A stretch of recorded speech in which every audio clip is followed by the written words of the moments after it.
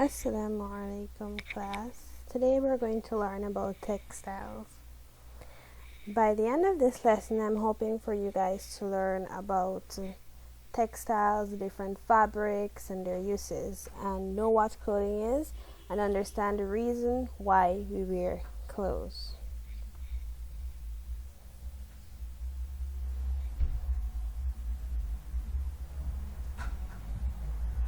There are different types of textiles.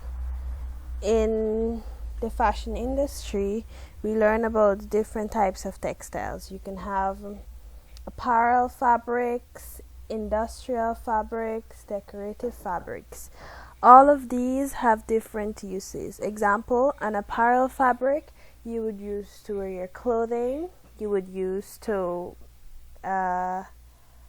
design a blind, or you could use it to decorate, or you could use it as a covering or a scarf.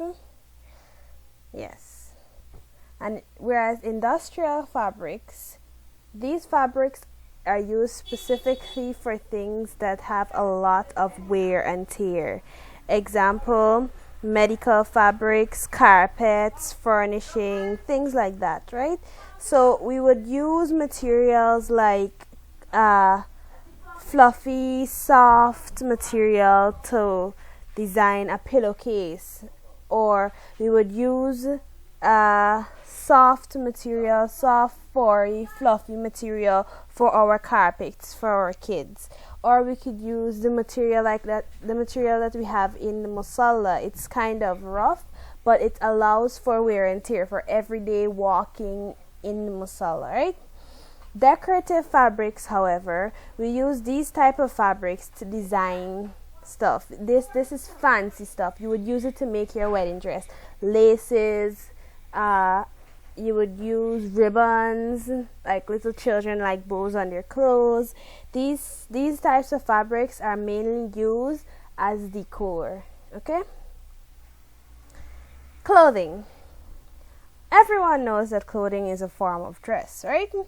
We wear clothing in the house, we wear clothing on the road, we wear clothing basically in our everyday life, right?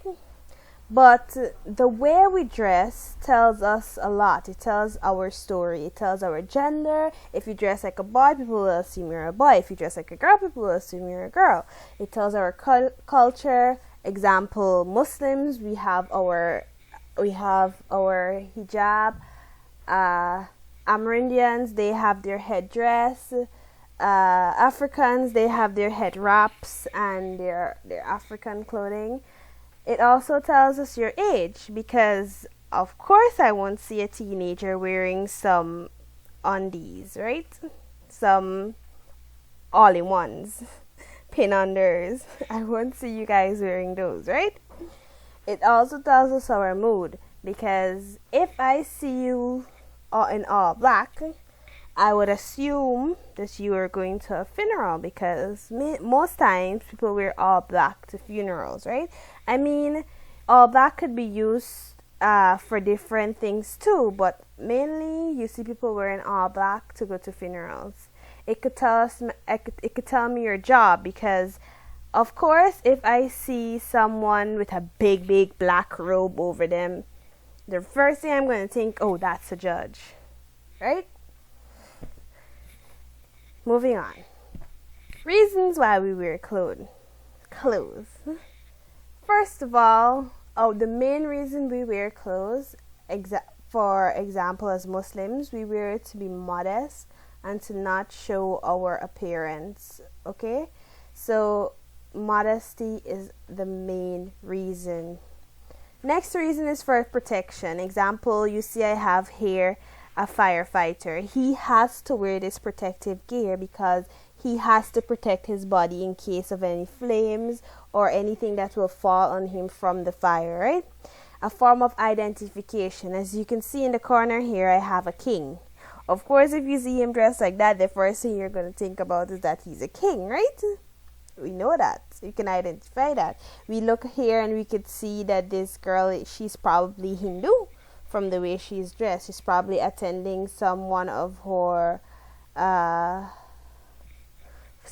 her events, Hindu events, and a form of decoration. We could use clothes as a form of decoration. Example: wedding dresses or suit and ties. Suit and ties, most people, culturally, people wear it to churches, but suit and ties, sometimes people wear it to go to work, and so on and so on. Your status. You know from the way people dress their status. Example over here again. This king, we know his status. He is high. He is royal. Okay? That's the end of today's class. I hope you guys learned a lot from my lesson. I kept it short so as to not bore you. Subhanakallahumma wa bihamdik wa nashhadu an la ilaha illa ant wa nastaghfiruka wa natubu ilayk. Assalamu alaikum.